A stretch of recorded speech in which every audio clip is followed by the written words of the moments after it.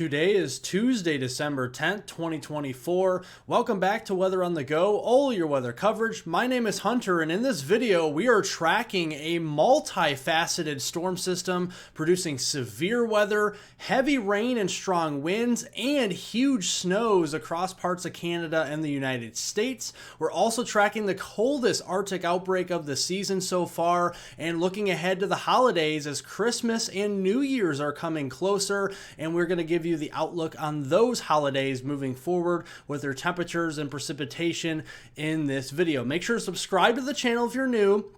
Like the video down below. It helps to get more and more people engaged with the video. Leave any comments, questions, concerns below, and obviously share this video with friends, family, and anybody that you know. I definitely appreciate it. So looking here at the surface pressure and fronts here this morning, we have a cold front moving across the Ohio Valley down into the deep south. The reinforcing actual Arctic front is still up into the southern Canadian prairies of Saskatchewan and Manitoba this morning. So here are your temperatures to start off the morning. And notice where the first cold front has moved through, temperatures are at or below freezing behind it. So temperatures in the upper Midwest, the northern and central plains, and back out west are below freezing to start the morning.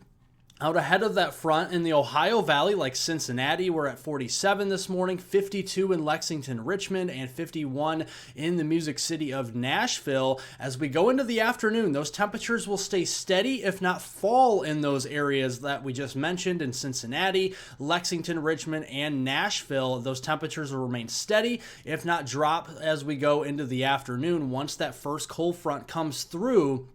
And notice as we go through today, the main push of Arctic air is still across southern Canada, so across Saskatchewan into Manitoba, but we're going to open up the floodgates and unleash that Arctic air into the upper Midwest as we go into tomorrow. On Wednesday, temperatures up here will easily be 30 to 40 degrees below the norm for the 11th of December. As we go into Thursday, that is the main axis of cold air, and the main Arctic push will be across the Midwest, the Great Lakes, and the Ohio Valley. This will be the coldest day of the bunch, and then we start to see temperatures relax on Friday.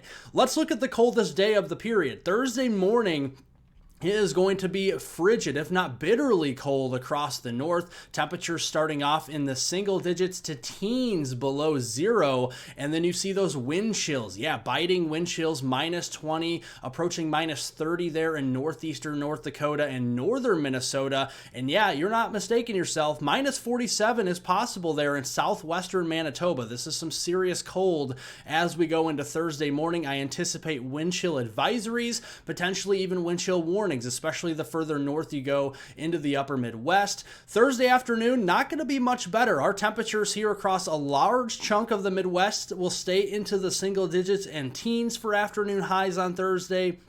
Maybe into the 20s at most in the Ohio Valley and parts of the interior Northeast as well. And our wind chills are still going to be bitterly cold. Upper Midwest seeing wind chills into the negatives all day on Thursday. So make sure to bundle up if you do have school and you have to go to work as well. Friday, we mentioned that the colder air relaxes, but it's still hanging around parts of the Great Lakes into southeastern Canada there and into the Northeast. A little bit more mild Pacific air further off to the west toward the Intermountain West and further down to the south towards Texas. Notice here we have the storm track. It's more of an eastern storm track through the rest of the week. We're going to have a new low pressure system developing today down here in the southeast that will move up the east coast toward the mid-Atlantic and then the northeast as we go into later this week and up towards eastern Canada as well. And this is going to bring some bouts of severe weather on the warm side of the system. There is a slight risk of severe weather from Alabama into Georgia today. This is mainly south of the Atlanta metro area, so we're keeping an eye on that. That could produce a couple of tornadoes, and then up into the parts of mid-Atlantic coast, the northeast coast, as we go into Wednesday, from really Cape Cod all the way back down to the Outer Banks of North Carolina. Watching out for a marginal risk of some damaging winds, hail, and even a couple of tornadoes tomorrow. So watching out for that. So this afternoon, we got the heavy rains. We got the severe storm potential down here, Alabama and Georgia. We'll see those storms really continue to rumble into the Carolinas as we go into tonight. Shower, thunderstorm activity moving up into the mid-Atlantic like New Jersey, Pennsylvania, into the Poconos region, down into Maryland as we go into tonight. Notice the snow breaks out from the Great Lakes, especially northern lower Michigan Michigan, the UP of Michigan eastward towards Ontario and southern Quebec. And then as we go into Wednesday, a more defined, stronger low pressure system developing there off the mid-Atlantic. That'll bring heavier rains, some severe weather with it as well. And then as that colder air that we mentioned rushes in on the backside, that will turn that rain over to snow for places like eastern Ohio, West Virginia there, and into western PA and even western New York State as well as we go into Wednesday. Thursday, lake effect snow is going to be a big deal across a large chunk of the Great Lakes. Heavy snowstorm up here into Quebec. We're going to be talking about a 967 millibar low, strong northwest winds on the backside. Blizzard conditions are not to be ruled out here as those areas are gearing up for a hefty snowstorm that'll continue on Friday. And then we're watching another big storm moving in across the desert southwest as we go into later this week as well. Here is the accumulation that we are expecting for snowfall all across the United States and southern Canada between now and Saturday, December 14th.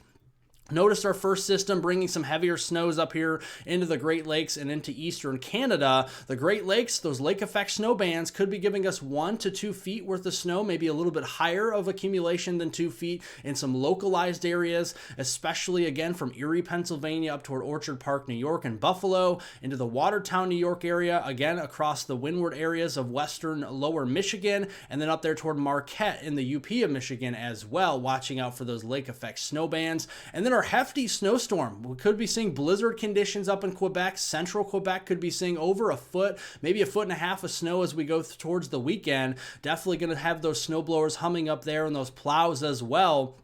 And then our new storm out west, we're going to be seeing some snow for the Cascades, and then the northern and central Sierra seeing a couple of feet of snow as well. That could spread snow more into the Rockies, lighter accumulations, but still nonetheless some snow for some of the ski resorts that have been dry out west for quite some time. Looking at travel, how it's going to be impacted here with these two snowstorms that we're watching, one out west, more minor inconveniences here, especially for the Sierras, and then out here in the Great Lakes, we're going to see major, if not extreme travel restrictions as those really hefty lake effect snow bands continue to move over the same areas, and really the same areas that have been seeing snow in these lake effect snow bands the past couple of weeks. So Erie, Pennsylvania, Buffalo, Orchard Park, New York, Watertown, New York, Marquette, Michigan, those are some of the areas that could see those really heavy travel restrictions as we go towards the weekend.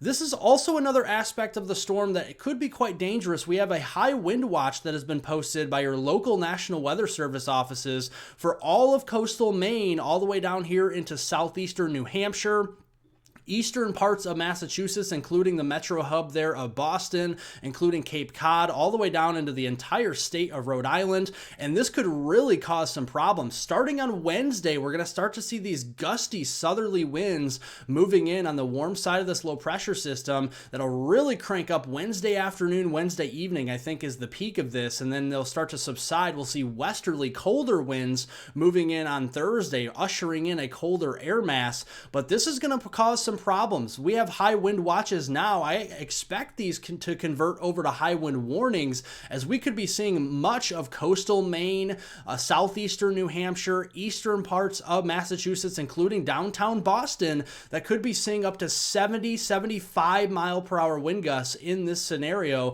So definitely something to keep an eye on over the next 24 to 48 hours. That is for sure.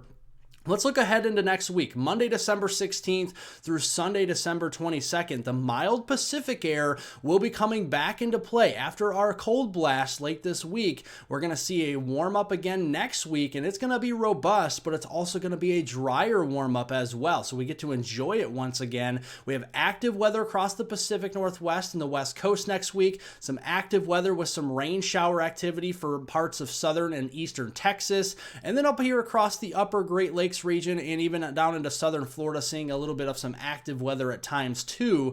And looking at the extended range through the holiday time frame of Christmas and New Year's Eve, New Year's Day, Looking at that same type of pattern right now with the mild Pacific air staying out west and equal chances of above or below normal temperatures out east here as we go between December 21st and January 3rd. That takes up Christmas Eve and Christmas Day, New Year's Eve and New Year's Day as well. And that looks like we're going to see the best chances as of now for a white Christmas will be well to the north. So up there toward the northern U.S., toward the Great Lakes and into the Northeast. That will be our best chance for a white Christmas this season. Obviously, we'll give you more information as we get closer and probabilities and stuff like that, but it looks pretty dry as well down in Southern California, Arizona, including Phoenix and Flagstaff, and then over here toward Albuquerque as well, and into Texas like Lubbock, Midland, and also into El Paso as we go through the long range period.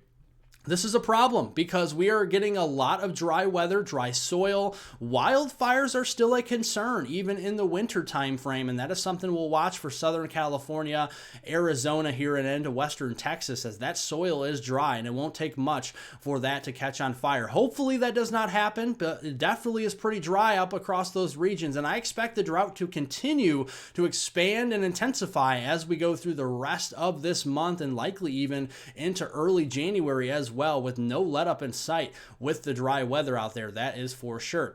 Thank you all for watching. Make sure to subscribe to the channel if you're new. Like the video down below if you haven't already. It helps to get more people engaged with the video. Share this video on social media with friends, family, and anybody that you know. Definitely appreciate it. And of course, leave any comments, questions, and concerns below. We'll get to those after the video, and I hope everyone has a wonderful rest of their Tuesday out there.